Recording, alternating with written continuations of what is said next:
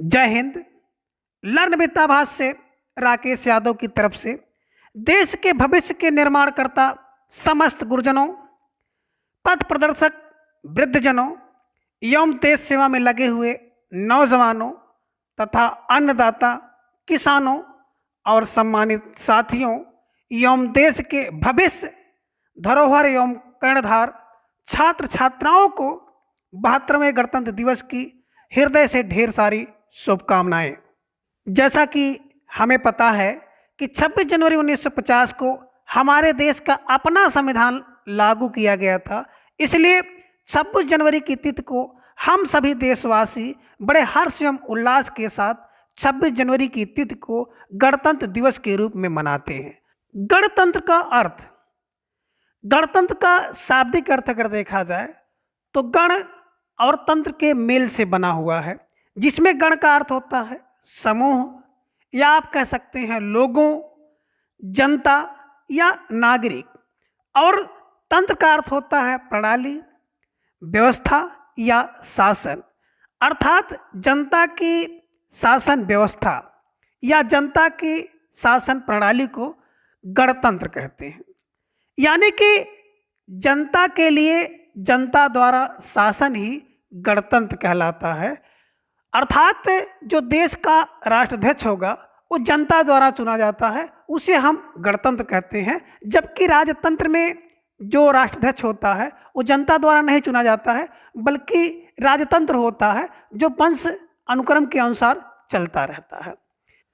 अब प्रश्न उठता है कि 26 जनवरी को ही हमारे देश का संविधान क्यों लागू किया गया।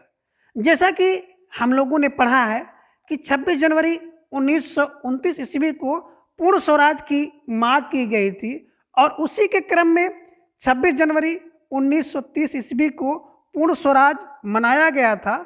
इस कारण जब भारतीय संविधान बनकर तैयार हो गया तो उस तिथि की महत्ता को देखते हुए 26 जनवरी 1950 ईस्वी को हमारे देश का संविधान लागू किया गया, और तब से लेकर के हम लोग हर वर्ष 26 जनवरी को गणतंत्र दिवस के रूप में मनाते हैं। तो आज की इस ऐतिहासिक तिथि को हम संकल्प लें कि हम पूर्ण निष्ठा से देश की सच्ची सेवा करेंगे, और देश की सच्ची सेवा करने के लिए सबसे जरूरी यह होता है कि आपका जो कर्म है, अपने कर्म को आप ईमानदारी एवं निष्ठा से करें।